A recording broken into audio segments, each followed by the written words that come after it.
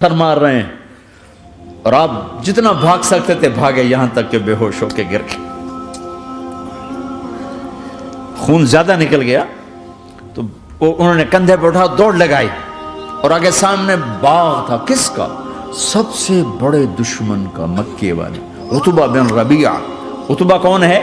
یہ جنگ بدر میں جس کے ہاتھ میں جھنڈا تھا، اور جنگ بدر میں قریش مکہ کے لشکر کا جو چیف تھا وہ اس کا باغ۔ لیکن زید کو کوئی پناہ نظر نہیں، وہ باغ میں گھس گئے اور اللہ کے نبی کو ایک انگور کی بیل کے نیچے لٹایا۔ تو جان کا دشمن عتبہ، لیکن جب اللہ کے نبی کو خون و خون دیکھا تو اس کا دل بھی پگھل کے رہ گیا، کہنے لگا ہائے ہائے، طائف والوں نے محمد کے ساتھ کیا کرتا۔ جس پر دشمن کو رحم آیا ہمیں اس پہ رحم نہیں آیا، ہم نے اس کے آنسوں کی کوئی قیمت نہیں لگائی۔ وہ اتنا ایموشنل ہوا کہ جلدی سے گیا اور پلیٹ میں انگور توڑ کے سجائے۔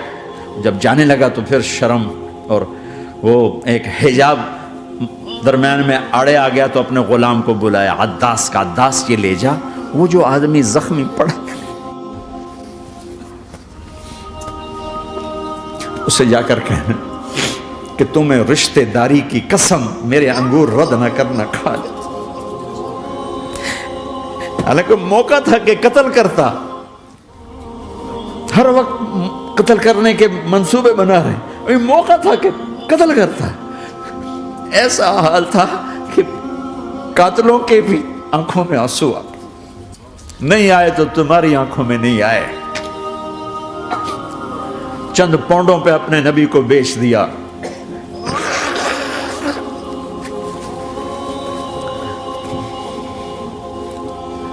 کہنے لگا عداس یہ لے جا، وہ جو آدمی لیٹر پڑا، اسے کہنا تو میں رشتہ داری کی قسم دیتا ہوں میرے انگور رد نہ کرنا، کھا۔ عداس آئے اور آ کر انگور پیش کیے، تو اب آپ نے ایک انگور اٹھا کر بسم اللہ، تو عداس کہنے لگا یہ لفظ یہاں تو لوگ نہیں بولتے۔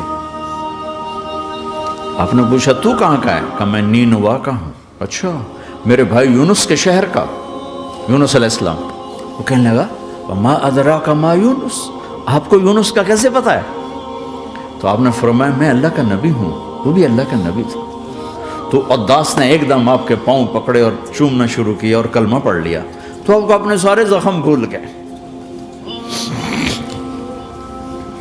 پھر جو آپ نے اللہ سے بات کی ہے نا، آئے ہائے ہائے ہائے ہائے، کیا اللہ پاک کے سامنے اللہم اشکو الیک ضعف قوتی وقلت حیلتی وحوانی علی الناس، اے میرے رب آج تجھ سے گلہ نہ کروں، آج تجھ سے گلہ نہ کروں، تو نے مجھے کن کے حوالے کر دی، تو نے مجھے کن کے حوالے کر دی، الی عدو ملکتہ امری او بعید یتجحم، ایسے دشمنوں کے حوالے تو نے کیا جنہوں نے میرا یہ حال کر دیا، تجھ سے کون سا چھپا ہوا ہے۔ ساتوں آسمان لرز گئے، عرش کانپ اٹھا، اور جبریل فرشتے کو لے کر ایک سیکنڈ کے کروڑویں حصے میں حاضر، یا رسول اللہ حکم فرمائیں اطبق علیہم الاخشبین، یہ دو پہاڑ اٹھاؤں گا اور یوں ایسے چکی کی طرح یوں کر دوں گا۔ نبی رحمت، نبی رحمت، نبی رحمت۔ ارے تم تو آپس میں رحمت نہیں رہے ہو، ایسی فرقہ واریت کی آگ میں جلے ہو کہ ایک دوسرے کو سلام کرنا چھوڑ گئے، ایک دوسرے کے پیچھے نمازیں پڑھنا چھوڑ گئے، اور جاؤ پاکستان میں دیکھو ایک دوسرے کے خون کے پیسے پھر رہے ہیں۔ یہ کون سی امت ہے؟ یہ کون سا اسلام ہے؟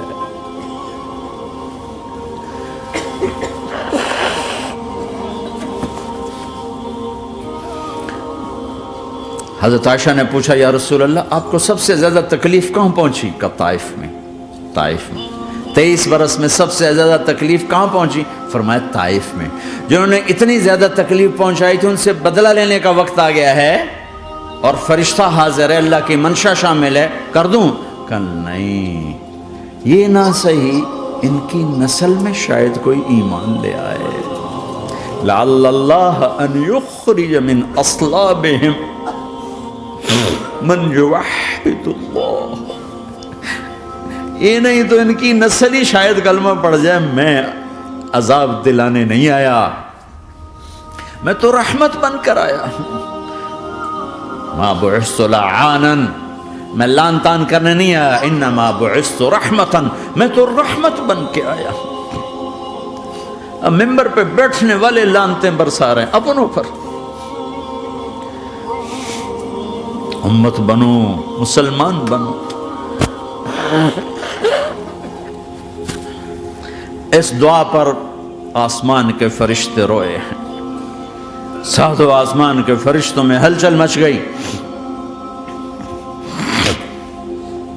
میرے بھائیو، یہاں کوئی آزاد نہیں ہے، موت سے لڑو، دکھاؤ، بڑھاپے سے لڑ کے دکھاؤ، غم اور دکھوں سے لڑ کے دکھاؤ، یہاں پابند بن کے چلو اس اللہ کے جس کی شہنشاہی ہے، اس اللہ کے جس نے مجھے بنایا، اس اللہ کے پابند بنو جس نے مجھے آنکھوں کا نور دیا، زبان میں بول دیا، جسم میں طاقت دی، عقل کو سمجھنے کے اوصاف دیے، اس اللہ کے پابند بن کے چلو جس نے قرآن کو اتارا، جس نے دھرتی کو بچھایا، جس نے آسمان کو اٹھایا، جو موت دینے والا ہے، جو موت کے بعد اٹھانے والا ہے، اس اللہ کے پابند بن کے چلو جو میرے جسم کو چورا چورا کرنے والا ہے، میری ہڈیوں کو ریت کی طرح ذرہ ذرہ کرنے والا ہے، اس اللہ کی مان کے چلو جو پھر مجھے میرے اس پارا پارا وجود کو پھر جمع کرنے والا ہے،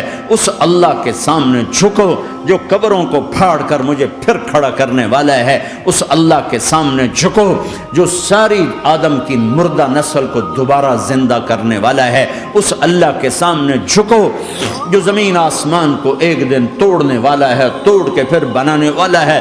اذا السماء انفطرت واذا الكواكب انتثرت واذا البحار فجرت واذا القبور بعثرت، زمین آسمان کو ہلا رہا ہے، موت دے رہا ہے۔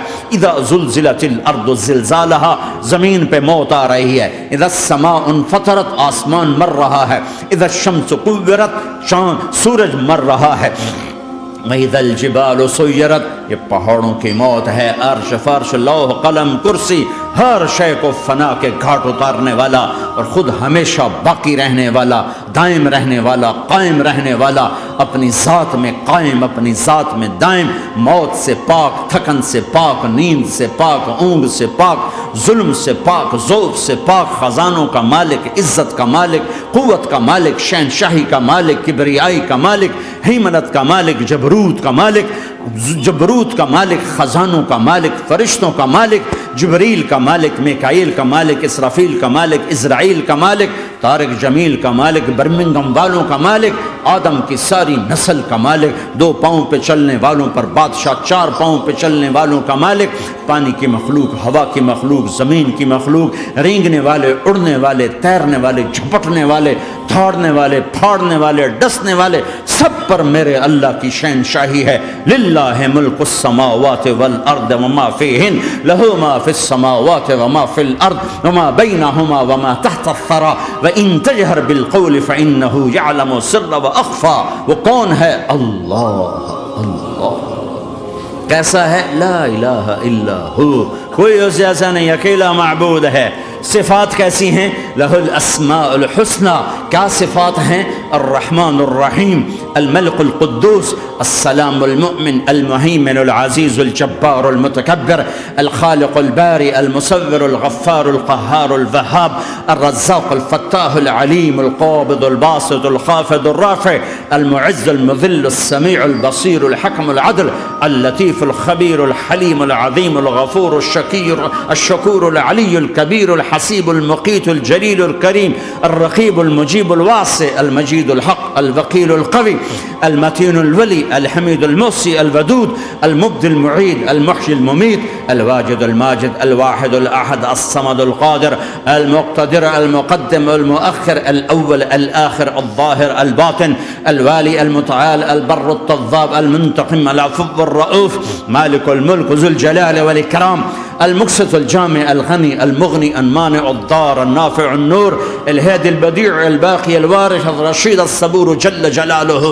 ذالکم اللہ ربکم الحق، یہ ہے تمہارا اللہ، فماذا بعد الحق الا الضلال، اس اللہ کو چھوڑ کے کہاں جاؤ گے؟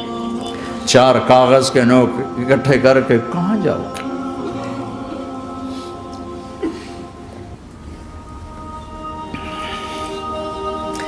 جس زندگی کی تمنا کرتے ہو وہ یہاں نہیں ہے، نہیں ہے، نہیں ہے۔ تم پیپر دے رہے ہو، موج کرنے نہیں آئے، دنیا آئیڈیل ہوم نہیں ہے، یہ ایگزامینیشن ہال ہے، یہ آئیڈیل ہوم نہیں بن سکتا۔ وہ کیا گھر ہے جو مٹ جائے، وہ کیا زندگی ہے جو موت کا شکار ہو جائے، وہ کیا جوانی ہے جو بڑھاپے کا شکار ہو جائے، وہ کیا صحت ہے جسے مرض کھا جائے، وہ کیا خوشی ہے جسے غم کھا جائے، وہ کیا بہار ہے جس سے خزاں نگل جائے، وہ کیا اجالا ہے جسے اندھیرا نگل جائے، وہ کیا صبح ہے جس کی شام ہو جائے، وہ کیا دن ہے جس کی رات ہو جائے، یہ کچھ نہیں ہے۔ ہاں تم چاہتے ہو تو تھوڑا صبر کر لو، 4 دن اللہ رسول کے آگے سر جھکا دو، یا اللہ تو بتا میں کیا کروں، یا رسول اللہ آپ بتائیں میں کیا کروں، جو کہیں وہ کر دو، جہاں سے روکیں وہ رک جاؤ، پھر تھوڑا سا انتظار کر لو، پھر اللہ کا اعلان سنو، اعلان سنو جنت کے دروازے پر، جنت کے دروازے پر، میرے بندو زندگی مبارک، اب موت ختم۔ تم چاہتے تھے نا زندگی ہو تو نہ ہو، چلو اب موت ختم۔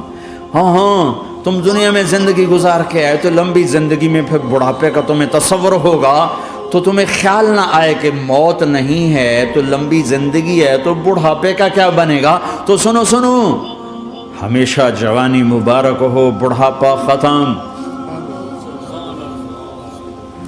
پھر تمہیں خیال آئے گا کہ جوانی میں بیمار ہوتے تھے تو بیکار ہو جاتے تھے، تو پھر جوانی اور بیماری آئے گی پھر کیا بنے گا۔ تو سنو سنو سنو، بیماری ختم، صحت مبارک ہو۔ پھر تمہیں خیال آتا ہوگا کہ صحت بھی ہو، جسم بھی ہو، زندگی بھی، اور پیسہ نہ ہو تو وہ کس کام کی جوانی۔ تو سنو سنو سنو، ہمیشہ کی بادشاہی مبارک ہو، اب غریبی تمہارے قریب سے نہیں گزرے گی۔ وَإِذَا رَأَيْتَ ثَمَّ رَأَيْتَ نَعِيمًا وَمُلْكًا كَبِيرًا عَالِيَهُمْ ثِيَابُ سُنْدُسٍ خُضْرٌ وَإِسْتَبْرَقٍ وَحُلُّوا أَسَاوِرَ مِنْ فِضَّةٍ وَسَقَاهُمْ رَبُّهُمْ شَرَابًا طَهُورًا إِنَّ هَذَا كَانَ لَكُمْ جَزَاءً وَكَانَ سَعْيُكُمْ مَشْكُورًا۔ تمہیں شراب کا بڑا شوق ہے، تھوڑی دیر صبر کرو، 4 دن کچھ دن صبر کرو، کیا ہوگا۔ اللہ نے 3 محفلیں بیان کی ہیں شراب کی جنت، 3 ایک ہی صورت میں۔ ان الابرار یشربون من کأس کان مزاجها کافورا، جنتی لوگ شراب ڈال رہے ہیں، پی رہے ہیں، ڈال رہے ہیں، پی رہے ہیں۔ یہاں پلانے والا کوئی نہیں، خود پینے والے ہیں، حالانکہ ان کو بھی پلانے والے ہی ہوں گے، لیکن تعبیر الگ الگ کر کے مقام کا فرق بتایا ہے۔ سب کے خدام ہیں، سب سے چھوٹا درجے کا جنت بھی 80,000 اس کے نوکر ہیں، 80,000 نوکر ہیں۔ تم تو ویسی نوکر کی نعمت سے محروم ہو، چاہے تم لاکھوں پتی ہو چاہے ککھ پتی ہو، اپنے بانڈے آپ پہ ہی مانجنے، اپنا ٹوائلٹ بھی خود ہی صاف کرنا ہے۔ تو تم تو نوکر کی نعمت سے محروم ہو، تمہیں تو زیادہ مزہ آئے گا جا کے جنت میں کہ سب سے چھوٹے جنتی کو 80,000 نوکر ملیں گے، 80,000۔ لہذا سب کو پلانے والے ہیں، لیکن فرق بتانے کے لیے 3 طرح کے انداز اختیار کیے ہیں۔ سب سے لو لیول جنتی خود پی رہے ہیں، کافوری شراب ہے، خود پی رہے ہیں۔ اس سے اوپر مڈل کلاس آ گئی، جنت کی مڈل کلاس، وہ کہیں ہیں یسقون فیہا کأسا کان مزاجها زنجبیلا، انہیں زنجبیلی شراب پلائی جائے گی۔ وہ پی رہے تھے، انہیں پلایا جا رہا ہے، یعنی ان کو پلانے والے کبھی فرشتے ہوں گے، کبھی نوکر ہوں گے، کبھی جنت کی خوبصورت لڑکیاں ہوں گی جنہیں اللہ تعالیٰ نے مٹی سے نہیں بنایا، آگ پانی ہوا سے نہیں بنایا، جنہیں اللہ نے مشک، عنبر، زعفران اور کافور سے بنایا ہے۔ ان 4 چیزوں سے بنایا ہے، مٹی نہیں ڈالی، مشک، عنبر، زعفران، کافور۔ پھر اللہ نے ان کا میک اپ کیا ہے، یہاں کا میک اپ تو اتر جاتا ہے، تھوڑی دیر کے بعد خود ہی اتر جاتا ہے، یا منہ دھو نہاؤ تو اتر جاتا ہے. لیکن اللہ نے ان کا میک اپ کیا ہے. وہ کیسے کیا ہے؟ اللہ اکبر. اپنے چہرے کے نور میں سے ان کے چہروں پر نور ڈالا ہے. اپنے نور کی تجلی میں سے نور وجہہن من نور اللہ تعالی، اللہ نے اپنا نور ان کے چہروں پہ ڈالا. وہ ایسا میک اپ کیا ہے کہ ہر لمحے وہ حسن بڑھتا جا رہا ہے، بڑھتا جا رہا ہے. یہاں کسی بھی چیز، کوئی عورت نہیں، مرد ہو، عورت ہو، کوئی بلڈنگ ہو، کوئی گھر ہو، کوئی بیڈ روم ہو، کوئی ڈرائنگ روم ہو، کوئی ہوٹل ہو، کوئی لاؤنج ہو، کوئی مسجد ہو، جب ہم اس کو میک اپ کرتے ہیں، یہ میک اپ، یہ فانوس لگا ہوا ہے اس کا میک اپ ہے، یہ قالین بچھا اس کا میک اپ ہے، تو اس کی ایک حد پر آ کر وہ ختم ہو جاتا ہے. اس سے آگے ہم کر نہیں سکتے، اس سے آگے نہیں جا سکتا. اور وہاں جا کے پھر وہ نیچے آنا شروع ہوتا ہے. نیچے کیسے آنا شروع ہوتا ہے؟ میں نے ایک دفعہ دیکھا، اچھا لگا، پھر دیکھا، پھر دیکھا، پھر میں چلو یار ویکھی شکی ویکھنا.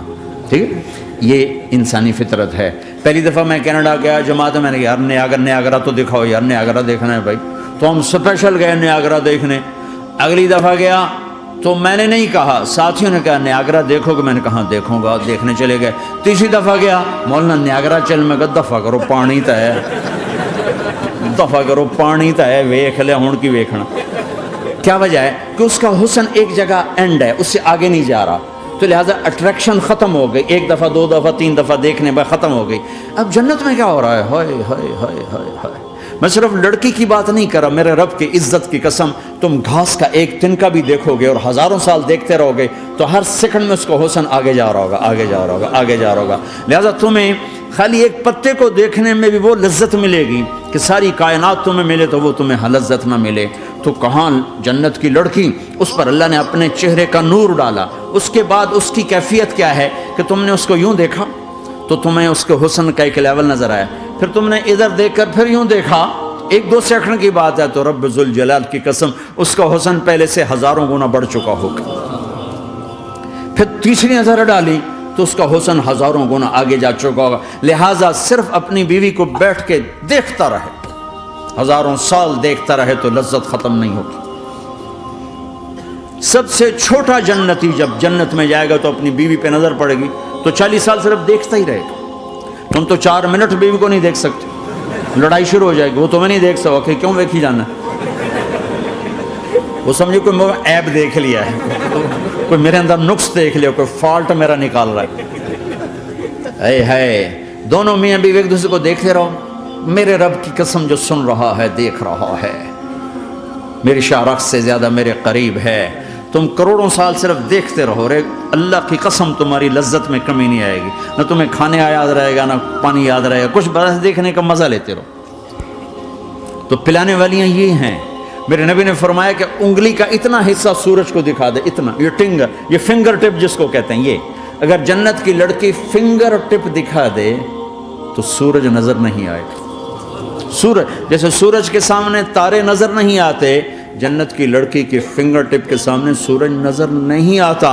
تو ابن عباس نے فرمایا جس کی فنگر ٹپ ایسی ہے اس کا چہرہ کیسا ہوگا، جس پر اللہ کا نور پڑا ہوا ہو اور مشک عنبر زعفران کافور سے بنی ہو. مستورات بھی میں سن رہی ہیں، وہ ڈپریشن کا شکار نہ ہو جائیں تو ان کو بھی خوشخبری سناتا ہوں کہ میرے نبی نے فرمایا جنت کی اس عورت سے جس کا میں نے ابھی ذکر کیا ہے، اس سے ایمان والی عورت 70,000 گنا زیادہ خوبصورت ہوگی. اور ایک دفعہ ام سلمہ نے پوچھا یا رسول اللہ، دنیا کی عورت کا درجہ زیادہ ہے یا جنت کی عورت کا؟ تو آپ نے کہا دنیا کی عورت. کہا یا رسول اللہ وہ کیسے؟ ان کے ذہن میں وہ خیال تھا کہ ہم تو مٹی سے بنی ہیں، بڑھاپا بھی آتا ہے، موت بھی آتی ہے، پیشاب بھی ہے، گندگی بھی ہے. وہ تو مشک عنبر زعفران سے بنی ہیں، موت بھی نہیں، بڑھاپا بھی نہیں، پیشاب بھی نہیں، پخانہ بھی نہیں، تو وہ تو بڑے اعلیٰ ہیں. تو میرے نبی نے فرمایا ام سلمہ، دنیا کی عورت نماز پڑھتی ہے، روزہ رکھتی ہے، اللہ کی بندگی کرتی ہے، گناہوں سے بچتی ہے، اس وجہ سے اللہ تعالیٰ جنت کی حوروں پر ایمان والی عورتوں کو اوپر کر دے گا. تو یہاں پلانے والے کون ہیں؟ جنت کی لڑکیاں، جنت کے خادم فرشتے. ایک وی وی آئی پی کلاس ہے، وی وی آئی پی کلاس، اس میں اکثر غریب لوگ ہوں گے، اکثر ریڑھی والے، کلچے والے، چھولے بیچنے والے، اگر وہ اللہ کے فرما بردار ہیں. ورنہ غریب اگر اللہ کا نافرمان ہو تو اللہ اس پہ زیادہ غصے ہوگا قیامت کے دن. اللہ اسے کہے گا پیسے والے کو تو پیسے نے دھوکہ دیا، تمہیں کس چیز نے دھوکہ دیا؟ تم نے مجھے بلا دی. تو وہ VVIP کلاس میں اکثر غریب لوگ ہوں گے، مالدار بھی ہوں گے جنہوں نے اللہ کو راضی کیا، تو وہاں کیسے چل رہا ہوگا سیشن؟ وہاں یہ ہے ہائے وسقاہم ربہم شرابا طہورا، وہاں اللہ خود پلا رہا ہو. آؤ آؤ، تم نے برمنگم میں روکا، یہ لے میرے ہاتھوں سے لے، یہ لے اپنے رب کے ہاتھوں سے پی. اب دونوں کا مقابلہ کر لو، کون سا سودا لینا ہے، کون سا چھوڑنا ہے. زنا سے بچو کہ میرے رب نے خوبصورت پاکیزہ لڑکیاں تمہارے نکاح کے لیے تیار رکھی ہوئی ہیں. حرام سے بچو کہ عالی شان گھر اللہ نے تمہارے لیے بنا کے رکھے ہوئے ہیں. ایک اینٹ سونے کی، ایک چاندی کی، ایک موتی کی، ایک یاقوت کی، بیچ میں گارا مشک کا، گھاس زعفران کی، اور ان کی جو اوپر چھت ہے وہ اللہ کا عرش ہے. تو اللہ بلا رہا ہے آؤ تو صحیح، تھوڑے 4 دن تو ہیں، آنکھ بند ہوئی اور تم زندہ. لوگوں کی نظروں میں مر گئے، اللہ کی نظروں میں جی اٹھے.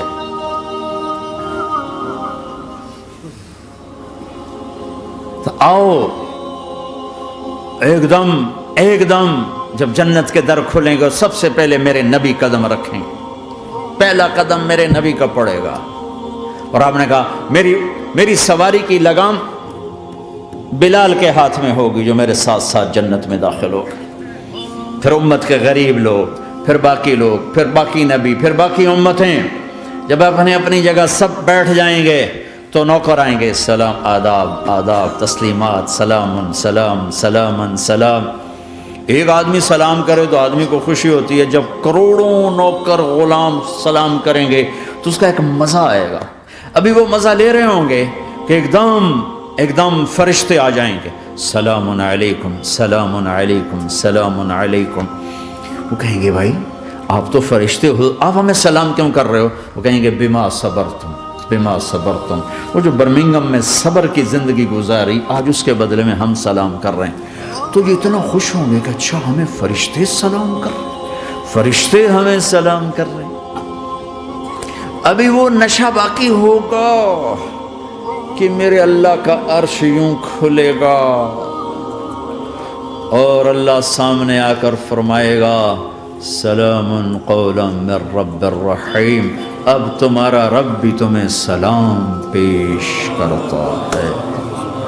میرے بندو، میری بندیو، اپنے رب کا سلام قبول کرو. اللہ اکبر. پھر میں قربان جاؤں، کہے گا حل رضیتم، راضی ہو، خوش ہو. بلکہ میرے نبی نے فرمایا ایک مرد عورت کا نام لے کر اللہ پوچھے گا خوش ہو، راضی ہو، کوئی تکلیف، کوئی پریشانی، کوئی مسئلہ، کوئی حاجت، کوئی ضرورت؟ کہ نہیں اللہ راضی راضی راضی. پھر اللہ کہے گا تو پھر اب میں تمہیں جنت سے اعلیٰ چیز دوں، جنت سے اعلیٰ. تو کہیں گے یا اللہ جنت سے اعلیٰ کیا ہے؟ جنت سے اعلیٰ کیا ہے؟ تو اللہ کہیں گے احل علیکم رضوانی فلا اسخط علیکم ابدا.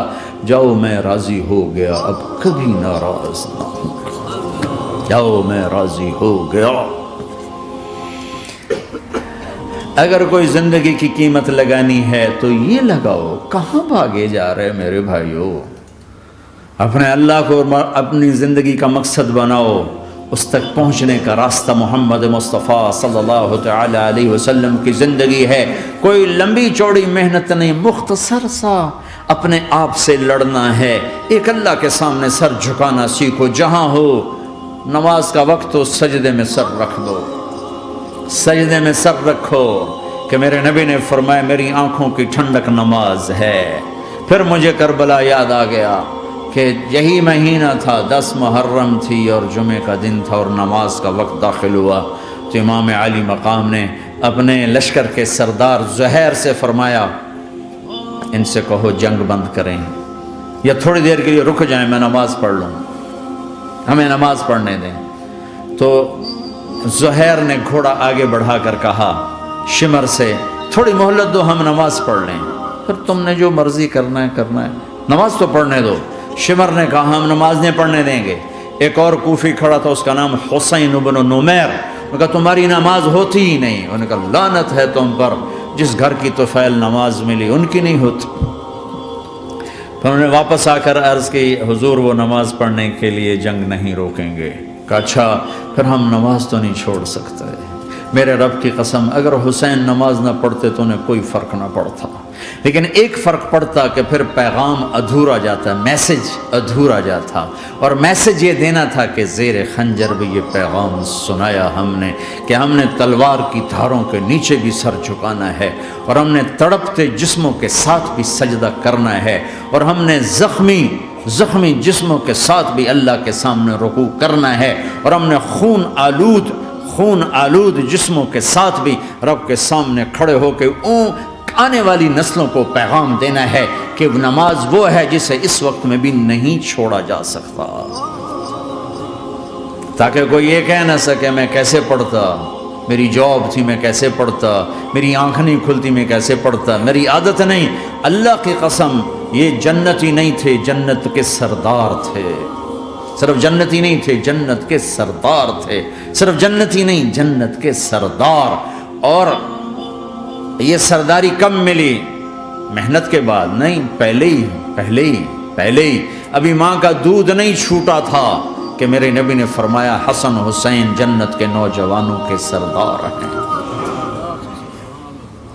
اور ایسا پیار تھا کہ دونوں کو عرب سردار بچہ اٹھانا اپنی ذلت سمجھتے تھے، بچے نہیں اٹھاتے تھے، سب کے سامنے پیار نہیں کرتے تھے، لیکن آپ حسن حسین کو یہاں اٹھاتے، پھر یہاں ہی نہیں اٹھاتے تھے، یہاں کندھوں پہ بٹھاتے، یہاں۔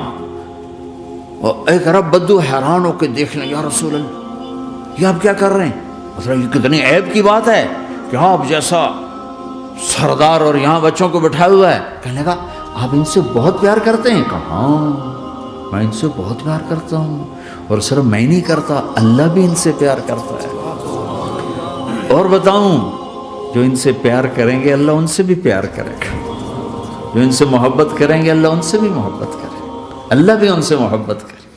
پھر ہم نے دعا مانگی، یا اللہ جو ان سے پیار کرے تو ان سے پیار کر، جو ان سے بغض رکھے تو ان سے بغض رکھ۔ حضرت حسن سر سے لے کر کمر تک اللہ کے نبی کی 100% کاپی تھی، چہرہ یہ آدھا حصہ اوپر والا نبی کے مشابہ، یہاں سے نیچے پاؤں تک علی کے مشابہ، باپ کے مشابہ۔ حسین اس کا الٹ، سر سے لے کر کمر تک علی کے مشابہ، کمر سے لے کر پاؤں تک اللہ کے نبی کے مشابہ۔ اس مشابہت پر ہمارے نبی کہا کرتے تھے حسن میرا بیٹا ہے، حسین علی کا بیٹا ہے۔ ہائے ہائے کیا کیا لاڈ لڈائے اور کیا لوگوں نے کر دیا ان کے ساتھ۔ نماز جیسے عظیم عمل میں، نماز جیسے آپ رکوع میں ہوتے تو حسن آ کر نہ پاؤں میں گھس جاتے تھے، یہاں سے نکلتے ادھر، یہاں سے نکلتے یوں۔ سجدے میں جاتے تو کمر پہ بیٹھ جاتے تھے، فرض نماز کا سجدہ۔ تو ایک دفعہ، پہلی دفعہ جب یہ قصہ ہوا تو آپ نے سجدہ لمبا کر دیا، بچے کے اتارا نہیں، اٹھے نہیں، سجدہ لمبا کر دیا۔ پچھلے پریشان ہو گئے کہ اتنا لمبا سجدہ کہیں آپ فوت تو نہیں ہو گئے۔ تو جو پہلی صف میں تھے نا انہوں نے یوں کر کے دیکھا، چکر کی وہ دیکھا تو حسن کمر پہ چڑھے ہوئے، تو قریب ایک آدمی نے آگے ہاتھ بڑھا کے کھینچنا چاہا، تو آپ نے یہاں سے دیکھا ہاتھ آ رہا ہے، تو آپ نے اپنے ہاتھ سے یوں اشارہ، نماز میں یوں اشارہ کیا کہ میرے بچے کو نہ چڑھو۔ جب حسن خود اترے پھر آپ سجدے سے اٹھے۔ کبھی حسین چڑھ جاتے تھے، کبھی حسن دونوں ہی چڑھتے تھے، یہ سر حسن کے بعد کبھی یہ کبھی وہ، کبھی یہ کبھی وہ۔ اور آپ حسن کو جب چھوٹے تھے زیادہ حسن، تو آپ حسن کو یوں زبان دکھاتے، اتنا بڑا عظیم نبی کیا ہو رہا ہے، تو وہ زبان، آپ کی زبان بڑی سرخ خوبصورت، تو وہ بچہ سمجھتا شاید یہ کوئی کھانے کی چیز، تو آگے یوں ہاتھ مارتے، پکڑنے کے لیے ہاتھ مارتا، پھر وہ بیٹھ جاتے، پھر آپ کہتے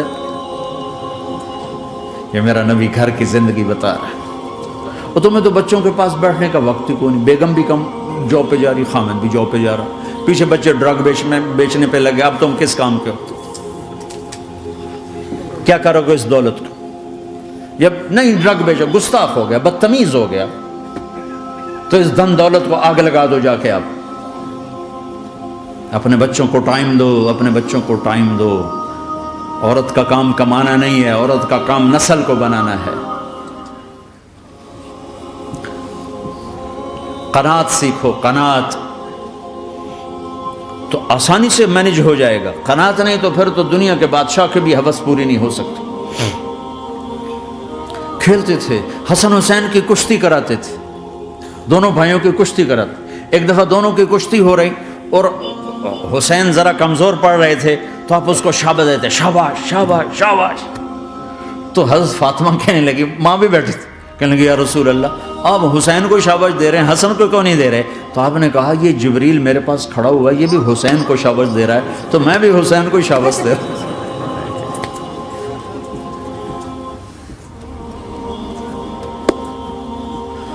ایسی ہستیاں، لیکن ایک سبق ہے، یہ ہونا چاہیے تھا تاکہ امت کو پتہ چلے کہ دین کتنی قیمتی چیز ہے۔ وہ جی اللہ بڑا غفور الرحیم ہے، میں نہ ہمیں ڈرایا کرو۔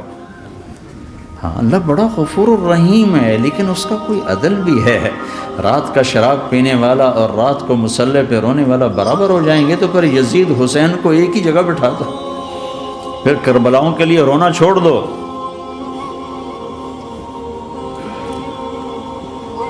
رات کو ناچنے والی، رات کو رونے والی برابر ہو جائیں گے، سود کھانے والا، حلال کھانے والا برابر ہو جائیں گے، شراب بیچنے والا اور مزدوری کرنے والا برابر ہو جائیں گے، جھوٹ بولنے والا، سچ بولنے والا برابر ہو جائیں گے۔ افنجعل المسلمین کالمجرمین ما لکم کیف تحکمون ام لکم کتاب فیہ تدرسون۔ اس سے زیادہ واضح کیا بتاؤں کہ میرا رب کہتا ہے کون سی کتاب میں لکھا ہوا ہے کہ ماننے والا نہ ماننے والا برابر کر دوں گا؟ کون سی کتاب میں؟ اللہ کو یہ کہنا پڑ رہا ہے ام لکم کتاب فیہ تدرسون، کس کتاب میں یہ لکھا ہوا ہے؟ ام نجعل المتقین کالفجار، ایک بدماش اور ایک فرمانبردار کو برابر کر دوں؟ کہاں لکھا ہوا ہے؟ ایسی ہستیاں،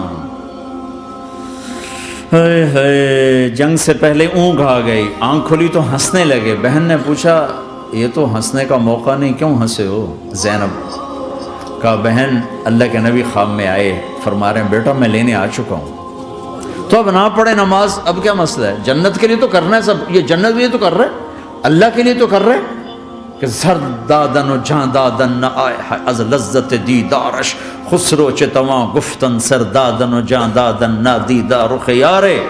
اس اللہ کے لیے تو سر کٹا رہے ہیں، تو وہ تو راضی ہو چکا ہے، نبی آ چکا ہے، آؤ بیٹا میں لینے آ چکا ہوں، تو اب نہ پڑھیں نماز؟ نہیں نہیں، برمنگم والوں کو کون بتائے گا کہ نماز کیسی چیز ہے؟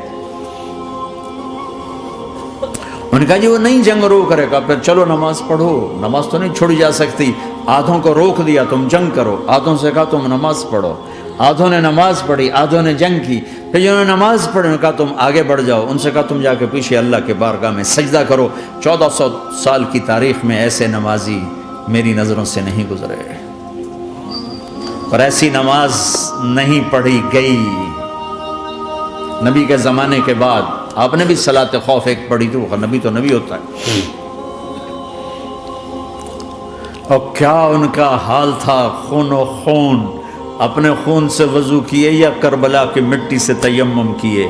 جب سجدوں میں سر رکھ کے سبحان ربی الاعلی کہا ہوگا تو دھرتی میں کیا ہلچل مچی ہوگی۔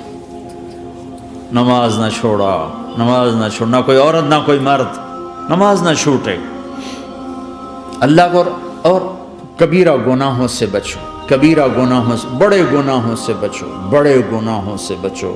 چھوٹے گناہ ہوتے رہتے ہیں اور اللہ بھی درگزر کرتا ہے، بڑے گناہوں سے بچو، وہ بھی ہو جائیں توبہ کر لو معاف، توبہ کر لو معاف۔ ماں باپ کی نافرمانی بڑا گناہ ہے۔ ایک صحابی کی بیگم نے کہا یا رسول اللہ میرے خامند موت کی حالت میں کلمہ نہیں پڑھا جا رہا، علقمہ۔ آپ دوڑے ہوئے گئے، آپ نے کہا بیٹا کلمہ پڑھو، کہا جی نہیں پڑھا جا رہا، بول رہے ہیں، کہا جی پڑھا نہیں جا رہا، کہا کیوں؟ پھر آپ نے ایک دم کہا کوئی ماں باپ میں زندہ؟ کہا جی ماں راضی ہے؟ کہا نہیں ناراض، بلاؤ۔ وہ آ گئیں، آپ نے کہا علقمہ کی اماں تمہیں بچے سے ناراض ہو؟ کہا جی ہاں۔ کیوں ناراض ہو؟ کہا جی اور کچھ نہیں، بہت نیک بچہ ہے، تہجد پڑھتا ہے، روزے رکھتا ہے، قرآن پڑھتا ہے، مجھ سے بدتمیز ہو کے بولتا ہے۔ وہ مجھے ابھی راستے میں بتا رہا تھا ایک ساتھی کہ جی یہاں کے جو بچے ہیں وہ ماں باپ کے ساتھ بہت بدتمیز ہو کے بولتے ہیں۔ پہلا قصور ماں باپ کا، انہوں نے کب ٹائم دیا تھا؟ انہوں کو ٹائم دیا تھا بچوں پر محنت کے لیے؟ کہا یا رسول اللہ اور کچھ نہیں ہے، بدتمیز ہو کے بولتا ہے۔ تو آپ نے کہا معاف کر دے، کہا میرا دل ٹوٹا ہوا ہے۔ آپ نے کہا اچھا اگر میں اسے آگ لگاؤں پھر سفارش کرو گی، معاف کرو گی؟ کہاں پھر تو کروں گی، اتنا تو میں نہیں سہ سکتی۔ خبر اگر تو نے معاف نہ کیا تو سیدھا اللہ کی آگ میں جائے گا۔ ہے کون؟ صحابی۔ آپ نے کہا اچھا یا رسول اللہ میں معاف کرتی ہوں، میں معاف کرتی ہوں۔ تو آپ نے کہا بیٹا کہو لا الہ الا اللہ، تو اس نے کہا لا الہ الا اللہ، اور جان نکل گئی۔ پھر آپ نے اس کا جنازہ پڑھا اور اس کے دفن میں شریک ہوئے، قبر تک گئے۔ پھر آپ نے دفن کے بعد اعلان کیا جس نے ماں باپ کو دکھ دیا اس پہ اللہ کی لعنت، فرشتوں کی لعنت، زمین آسمان کی لعنت۔ نہ نماز قبول ہے، نہ روزہ قبول ہے، نہ صدقہ قبول ہے۔ کبیرہ شراب سے بچو، نشوں سے بچو، جھوٹ سے بچو، جھوٹ سے بچو، جھوٹ سے بچو، جھوٹ سے بچو۔ میرے نبی نے فرمایا میرا امتی ہر گناہ کر سکتا ہے، ایک جھوٹ نہیں بول سکتا، ایک دھوکہ نہیں دے سکتا۔ دھوکہ نہ دو، خاص طور پر یہاں کے لوگوں کو دھوکہ دینا تو بہت بڑی گراوٹ ہے۔ یہاں کے حکومت نے تمہارے ساتھ کیا کچھ نہیں کیا، تم انہی کو دھوکہ دو۔ ٹیکس بچانے کے لیے جھوٹ بولو، کتنے پیسے بچا لوگے؟ جھوٹ بول کے تم نے سارا ملک بچا لیا تو اللہ کی قسم گھاٹے کا سودا۔ پیسہ نہ بچاؤ، سچ کو بچاؤ۔ سچ پراپرٹی ہے، پیسہ پراپرٹی نہیں ہے، سچ پراپرٹی ہے۔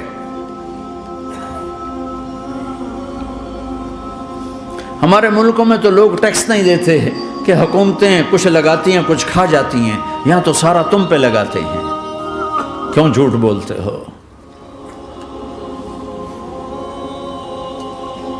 کیوں دھوکہ دیتے ہو؟ احسان دانش کی کتاب زندگی میں ایک واقعہ میں نے پڑھا کہ جب انگریز کی حکومت تھی ہندوستان پہ تو ایک دلی میں ایک گرو تھا جو جیب کترا تھا، اس کے آگے چیلے تھے جو جیب کاٹ کے کمائی دیتے تھے۔ تو ایک دن ایک اس کا چیلا یعنی ایک لڑکا 2 روپے لے کر آیا، تو اس کے ٹیچر نے اس کو ڈانٹا کہ اتنے تھوڑے پیسے آج لائے ہو، صرف 2 روپے۔ تو اس نے کہا استاد جی آج بڑا موٹا مال پکڑا تھا، آج ایک انگریز کی جیب کاٹی تھی، بڑے پیسے تھے۔ لیکن جب میں 4 قدم چلا تو مجھے خیال آیا کہ اگر قیامت کے دن عیسیٰ علیہ السلام نے میرے نبی کو طعنہ دے دیا، گلہ دے دیا کہ آپ کے امتی نے میرے امتی کی جیب کاٹی تھی، تو پھر میں اپنے نبی کو کیا جواب دوں گا؟ اور میرا نبی میری وجہ سے شرمندہ ہو کہ بس اس شرم میں جا کر میں نے اس کو واپس دے دیے اور یہ اپنے کے 2 روپے کھسکا کے لایا ہوں۔ تو وہ گرو نے اس کو 10 روپے انعام دیا کہ بیٹا یہ تیرا آج کا انعام ہے کہ تو نے خوب کیا۔ تو تمہارا ان لوگوں سے واسطہ ہے، عیسیٰ علیہ السلام طعنہ دے بیٹھے تو کدھر جاؤ؟ جھوٹ نہ بولو چاہے سب کچھ دینا پڑ جائے، جھوٹ بول کے پیسہ نہ بچاؤ، دھوکہ دے کے کاغذات نہ بناؤ۔ یہاں کی لڑکیوں سے اس لیے شادی کرنا کہ میرے کاغذات بن جائیں، اللہ کے واسطے ایسی ذلت کے کام نہ کرو۔ میرے نبی نے فرمایا جس نے دھوکہ دیا میری امت سے نکل گیا۔ نماز چھوڑنے پر کہا اس نے کفر کیا، جس نے نماز چھوڑی کفر کیا، اور جس نے دھوکہ دیا میری امت سے نکل گیا۔ من غش فلیس منا۔ جھوٹ نہ بولو، دھوکہ نہ دو، سب کچھ چلا جائے جانے دو، سچ کا ساتھ نہ، سچ کا ساتھ دو۔ ابن خراش رحمۃ اللہ علیہ کے بارے میں مشہور تھا، زندگی بھر کبھی جھوٹ نہیں بولا۔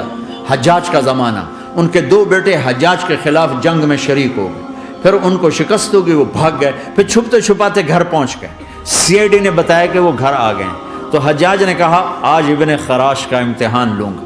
ان کو بلا لیا، کہنے لگا ابن خراش وہ تیرے 2 بیٹے ہمارے خلاف جنگ میں شریک ہوئے تھے، وہ پہ بھاگ گئے تھے، ان کی کوئی خبر ہے کہاں ہے؟ تو انہوں نے مسکرا کر فرمایا کہ حجاج زندگی موت تو اللہ کے ہاتھ میں، گھر آ چکے ہیں، گھر میں ہیں، ابھی یہیں چھوڑ کے آئے ہوں۔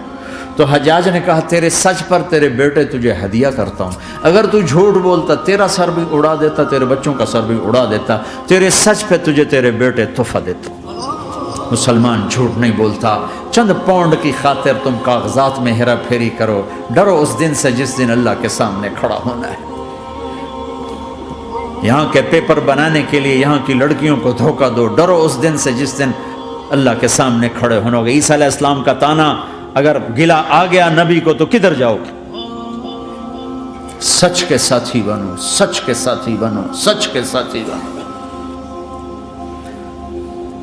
ٹیکس دینا پڑے دو، دینو، تم پہ خرچ ہوتا ہے. ایک طرف 4 پیسے ہیں، ایک طرف سچ ہے. کب مسلمان سچ بولتا ہے، جھوٹ نہیں بولتا. ایک دفعہ سہارنپور میں جھگڑا ہو گیا. ایک جگہ تھی ہندوؤں کی، مسلمانوں نے قبضہ کیا ہوا تھا. تو ہندوؤں نے کیس کر دیا. انگریز کا زمانہ تھا. عدالت وہ مسجد بنانا چاہتے تھے، ہندو مندر بنانا چاہتے تھے. تو دونوں طرف بات تپی ہوئی. تو آخر وہ جج نے کہا بھائی کوئی ایسا آدمی ہے، ہندوؤں سے کہا، جو گواہی دے دے تو اس کی گواہی تم قبول کر لو گے. اور مسلمانوں سے بھی پوچھا تو ہندوؤں نے کہا جی ہاں، مفتی مظفر حسین صاحب اگر گواہی دے دیں کہ زمین مسلمانوں کی ہے تو ہم دے دیں گے. تو مسلمان بڑے خوش ہو گئے. مفتی مظفر تو آخر مسلمان ہے تو ہمارے حق میں گواہی دے گا. تھا ان کا قبضہ ناجائز. تو جب وہ عدالت میں تشریف لائے مسلمان بڑے اطمینان کا ہن جناب ساڈے حق وچ فیصلہ ہونا. چونکہ آج کل صرف سچ کو کون دیکھتا ہے. تو انگریز جج نے پوچھا ہاں جی مفتی صاحب آپ کیا کہتے ہیں؟ فرمانے لگے دیکھو جج صاحب، یہ زمین ہندوؤں کی ہے اور مسلمانوں نے قبضہ کیا ہوا ہے. تو مسلمانوں نے گالیاں نکالنی شروع، وہ یہودیوں والا بن گیا نا، گالیاں نکالنی شروع کر دی. تو انگریز جج نے کہا آج مسلمان ہار گئے اور اسلام جیت گیا. آج مسلمان ہار گئے اور اسلام جیت گیا. اپنی ہار مان کے اسلام کو جتاتا، سچ بول کے اسلام کو جتاتا. جھوٹ کے ساتھی نہ بنو، سچ کے ساتھی بنو. جھوٹ کے کاغذ بنا کر کوئی بینیفٹ حاصل نہ کرو. میں نیوزی لینڈ گیا، میں حیران ہو گیا. 1 ہفتہ میں رہا، ڈپریشن کا شکار رہا کہ مجھے بتایا گیا کہ پورے نیوزی لینڈ میں ایک آدمی جھوٹ نہیں بولتا سوائے پاکستانیوں کے، بنگالیوں کے اور انڈین. جو بنگالی، جو پاکستانی، جو انڈین پہنچے یہ جھوٹ بولتے ہیں، ہیرا پھیری کرتے ہیں. ان میں ایک آدمی جھوٹ نہیں بولتا.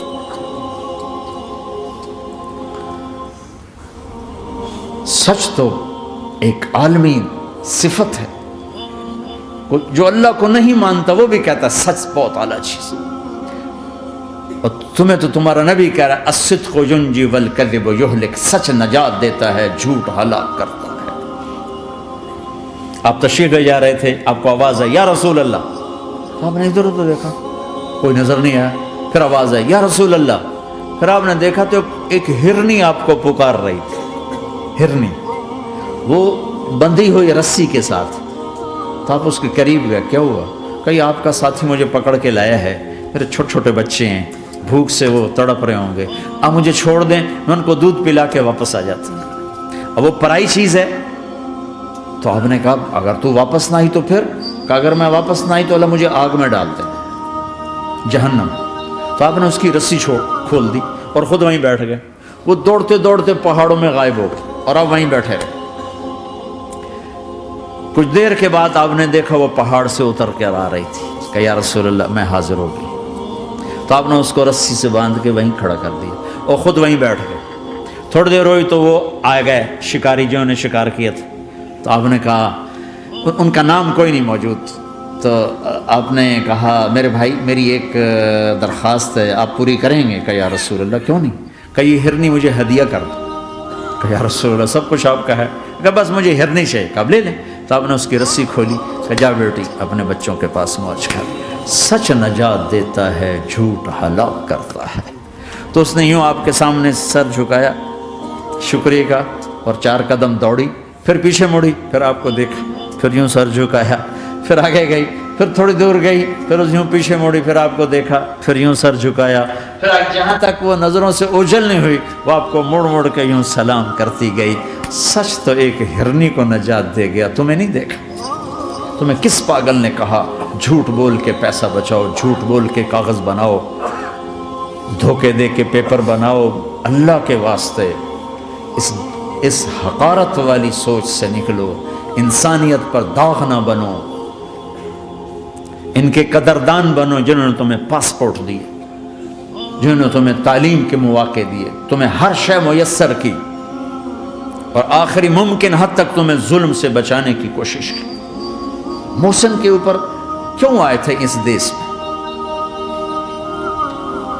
آئے ہو تو پھر دھوکے سے بچو، جھوٹ، مسلمان کہیں بھی ہو دھوکے سے بچتا ہے۔ کیا اپنے پیٹ سے کپڑا اٹھانا کہ حرم بیت اللہ کے اندر جیبیں کٹتی، بیت اللہ کے اندر جیبیں کٹتی، اور حاجی بیچارے کتنی دفعہ فریادیں کرتے ہوئے نظر آئے کہ جیب کٹ گئی، جیب کٹ گئی، بیت اللہ کے اندر، مسجد نبوی کے اندر۔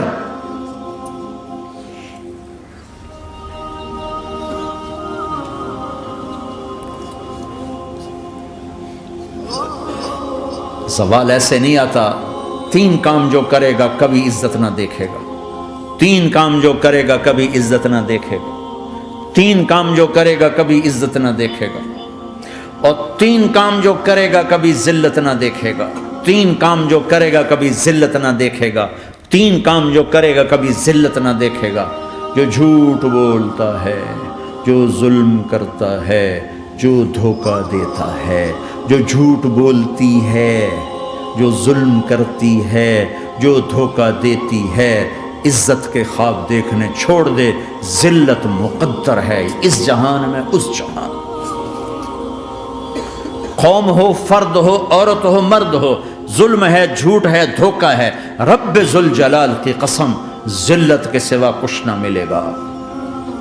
جو سچ بولتا ہو، جو عدل کرتا ہو، جو دیانتدار ہو، اس کے لیے عزت مقدر ہو گئی، ہو گئی، ہو گئی۔ سچ ایک فرد میں ہے، عدل ایک فرد میں ہے، دیانت ایک فرد میں ہے یا ایک قوم میں ہے، انہیں عزت دینا یقینی ہو گیا۔ میرا اللہ انہیں دے کے رہے گا، چاہے وہ اللہ کو مانتے ہیں چاہے اللہ کا انکار کرتے ہیں۔ آگے آخرت کا مسئلہ الگ ہے، یہاں قوم، فرد، قبیلہ، کوئی مذہب، پتھر کا پجاری، آگ کا پجاری سچ بولتا ہے، ظلم نہیں کرتا، دیانتدار ہے، اللہ کی قسم اللہ اسے عزت کی زندگی دے گا۔ رات کا تہجد گزار، دن کا روزے دار، کہیں ظلم کرتا ہے، کہیں جھوٹ بولتا ہے، کہیں دھوکہ دیتا ہے، ذلت اس کے ماتھے پہ لکھ دی جائے گی، اور موت کے بعد کی ذلت بھی ساتھ اٹھے گی۔ تو اللہ کو راضی کرو، کیسے؟ کبیرہ گناہوں سے بچ کر، اس کے سامنے سر جھکا کر۔ دوسرا کام، اللہ کے بندوں کے ساتھ معاملہ کرو۔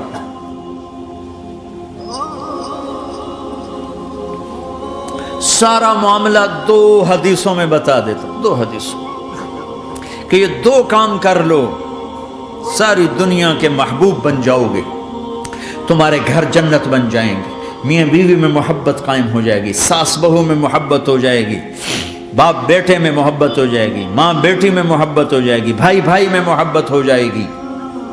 2 کام کر لو، ان 2 میں سب کچھ چھپا ہوا ہے۔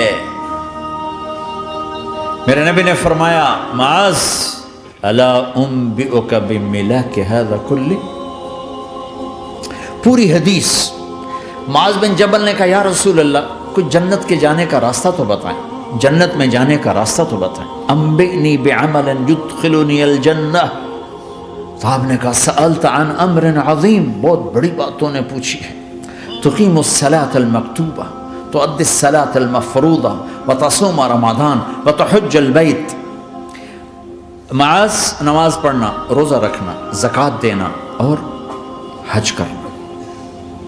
پھر آپ نے فرمایا، ان شئت انباتک بابواب الجنت، اب اگر تو چاہے تو کچھ اور بتاؤں، جنت کے دروازے بتاؤں؟ کہ جی بتائیں۔ کہ الصوم جنہ، روزہ جہنم اور تیرے درمیان بیچ میں رکاوٹ بن جائے گا۔ الصدقۃ تطفئ الخطیہ، چھپ چھپ کے اللہ کے نام پہ دینا تیرے گناہوں کو دھو دے گا، پاک کر دے گا۔ وقیام الرجل فی جوف اللیل ابتغاء وجہ اللہ، اور رات کے اندھیرے میں کھڑے ہو کر اللہ سے باتیں کرنا، 2 نفل ہی پڑھ لیا کرو۔ کسی مرد عورت کا رات کے اندھیرے میں کھڑے ہو کر آپ نے کہا معاذ الا انبئک براس الامر وعمودہ وذروۃ سنامہ وبمیلاک ھذا کلہ، اے معاذ میں تمہیں اب سارے دین کا خلاصہ بتاؤں، سارے دین کا سرا بتاؤں، ستون بتاؤں، ایک روایت کے مطابق ستون بتاؤں، آخری چیز بتاؤں، آخری چیز بتاؤں۔ کہا جی ما ہوا جی، تو مجھے دیکھنا سارے بھائی۔ تو آپ نے اپنی زبان نکالی اور اسے یوں پکڑا،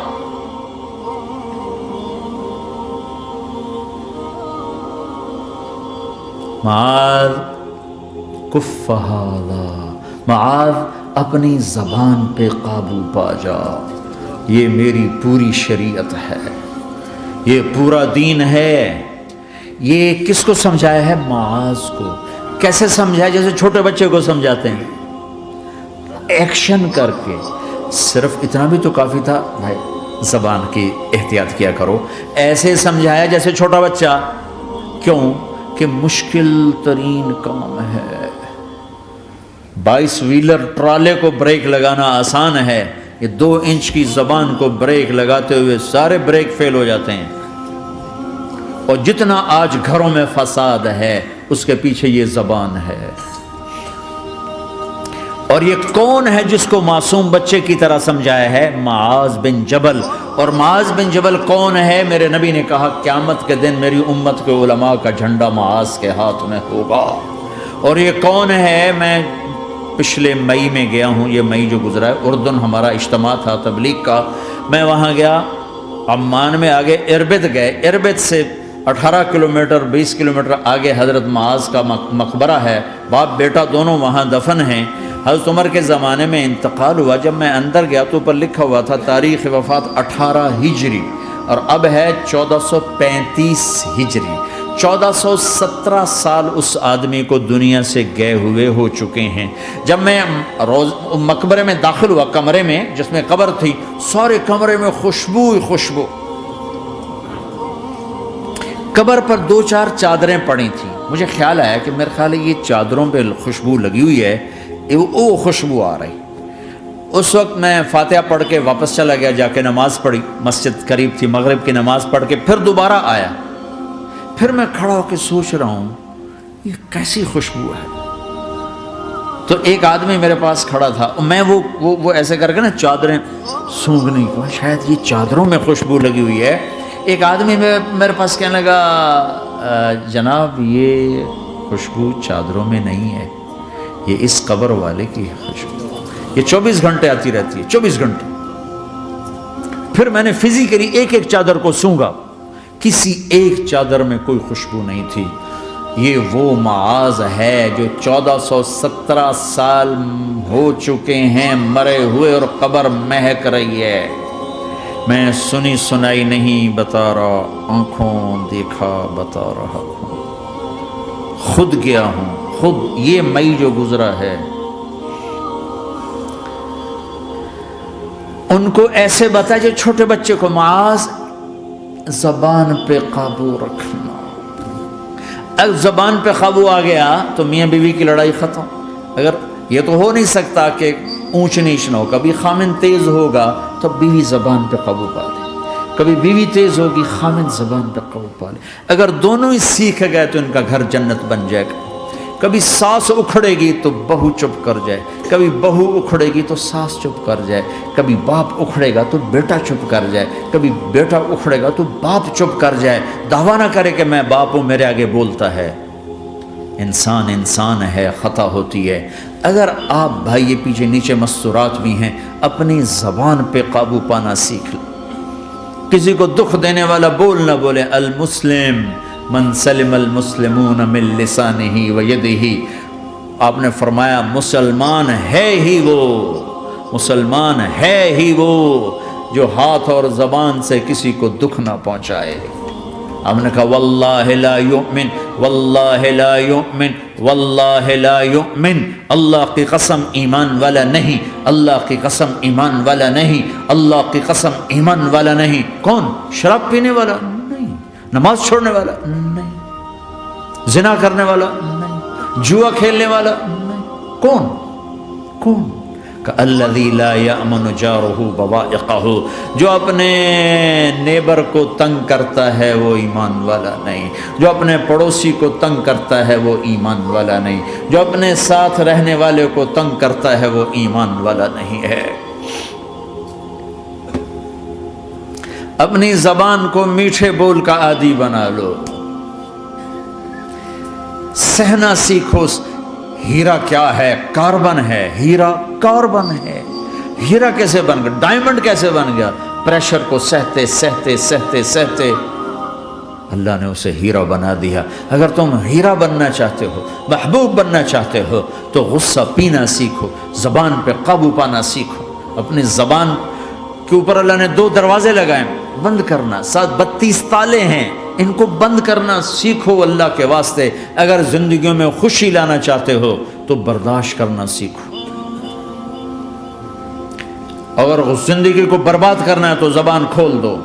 جس کی زبان کھل گئی اس کا دین گیا، جس کی زبان ہاتھ میں آ گئی اس کا سارا دین ہاتھ میں آ گیا۔ حضرت لقمان کا فرمان ہے، بیٹا میں چپ رہنے پہ کبھی پچھتایا، میں چپ رہنے پہ کبھی نہیں پچھتایا، مجھے چپ رہنے کا کبھی افسوس نہیں ہوا، مجھے جب بھی افسوس ہوا اپنے بولنے پر ہی ہوا ہے کہ یہ میں نے کیا کہہ دیا۔ ہائے ہائے، اگر تم خامند ہو تو بیوی کے لیے رحمت بن جاؤ، بیوی ہو تو خامند کے لیے رحمت بن جاؤ، ایک دوسرے کو عزت دو، ہاتھ اٹھانا، گالیاں دینا، یہ کہاں کی انسانیت ہے؟ پھر ہمارا معاشرہ جوائنٹ فیملی سسٹم ہے، ساس ہو کر سسر ہو کر بچے اور بچی کی زندگی میں اتنا داخل ہو جانا کہ ان کی زندگی کو برباد کر دینا، یہ میرے پورے معاشرے کا ایک سلگتا ہوا، ایک جلتا ہوا، ایک دکھ دیتا ہوا، یہ ایک اتنا بڑا روگ ہے کہ میں کتنے ہی آنسو بہاؤں تو میں اس غم کا حق نہیں ادا کر سکتا جو ہر گھر میں لڑائی ہے۔ ساس اور سسر کا بے جا دخل بچے بچی کی زندگی میں، اس نے گھروں کو آگ لگا دی ہے۔ ہمارے پڑوسی ذمہ دار ہیں، ان پڑھ ہیں بڑے ذمہ دار، تعلیم اتنی نہیں ہے، تو ان کے ایک بچے کا میں نکاح پڑھانے گیا تو ان کے والد بیٹھے تھے نکاح سے پہلے، ایسے ہی تو مجھ سے کہنے لگے مولانا صاحب میری بیوی نے مجھ سے کہا کہ دیکھو ہم دونوں عمر گزار چکے ہیں، تو ایسا کرو اپنے بیٹے کا گھر الگ بناؤ اور اس کی بیگم کو وہاں لے کر آؤ، اگر یہاں لے کر آؤ گے تو ہم دونوں کہیں ان کی زندگی خراب نہ کر بیٹھیں اور ان کی زندگی میں دخل دے دے کر کہیں ان کی زندگی کو تنگ نہ کر دیں۔ میرے بیٹے کا الگ گھر بنا، وہاں اس کی بیگم لوگ کے لیے لے کر آ تاکہ ہم ان کی زندگی میں داخل نہ ہو سکے۔ میں حیران ہو کر ان کو دیکھ رہا کہ ان پڑھ باپ، ان پڑھ ماں، اور اتنی اعلیٰ درجے کی بات۔ اب ہر آدمی میں یہ سخت نہیں کہ اپنے بیٹے کے لیے الگ گھر بنائے، یہ تو ہمت ہے کہ ان میں دخل دینا چھوڑ دے، کہ خامند سے زیادہ خامند کے ماں باپ اس کی بیوی پہ حق جتا رہے ہوں۔ یہ میرے نبی کی معاشرت نہیں ہے، میں دکھ سے کہہ رہا ہوں۔ آپ محسوس نہ فرمائیں، کوئی عورت ساس ہے تو محسوس نہ کرے، کوئی سسر بیٹھے محسوس نہ کریں، میں درد بھری فریاد کہہ رہا ہوں۔ یہ میرے معاشرے کا سلگتا ہوا ایک مسئلہ ہے، ایک گہرا داغ ہے جس نے زندگیوں کو تباہ و برباد کر کے رکھ دیا ہے۔ کہیں اس کا الٹ بھی ہوتا ہے کہ آنے والی لڑکی ایسی بدتمیزی کرتی ہے کہ اس کے خامند کے ماں باپ کو بے عزت کر کے رکھ دیتی، رشتہ داروں سے توڑ کے رکھ دیتی ہے۔ یہ کیسز بھی ہیں لیکن یہ تھوڑے ہیں، یہ دوسرے والے زیادہ ہیں۔ میں اپنے نبی کی معاشرت بتانا چاہتا ہوں کہ میرے نبی کی زندگی میں محبت کے سوا کچھ نہ تھا۔ کل کائنات کے نبی ہیں. اور حضرت عائشہ سے کہہ رہے عائشہ دوڑ لگائے, عائشہ دوڑ لگائے. کوئی یہاں کہہ سکتا ہے, کوئی مولانا کہہ سکتا ہے بیوی سے آؤ بیگم دوڑ, تمہارا توڑے کو تو گھر ہی نکے نکے تسی دوڑنا کتنے, چلو پوڑیاں چڑھ دے رہا کرو, پوڑیاں چڑھو ہیں. عائشہ دوڑ لگائیں. کون کہہ رہے ہیں؟ دو جہان کے سردار عائشہ دوڑ لگائیں. تمہاری تو بزرگی فوت ہو جائے. تو آپ نے صحابہ سے کہا ایک سفر سے واپس آ رہے, جاؤ بھائی سب آگے چلے جاؤ. وہ سارے آگے چلے گئے. جب وہ نظروں سے غائب ہو گئے, عائشہ آؤ دوڑ لگائیں. دونوں نے دوڑ لگائی. حضرت عائشہ فرماتی میں آگے نکل گئی. کچھ سال گزر گئے تو میں ذرا موٹی ہو گئی. تو ایک سفر سے واپس آ رہے تھے, آپ نے کہا صحابہ سے چلو بھائی آگے. سارے صحابہ آگے چل کے غائب ہو گئے, کوئی نظر نہیں آ رہا. تو پھر آپ نے کہا عائشہ دوڑ لگائیں. میں کہا لگائیں. کہا میں ہم نے لگائی تو میں ذرا موٹی ہو گئی تھی, تو نبی آگے نکل گئے.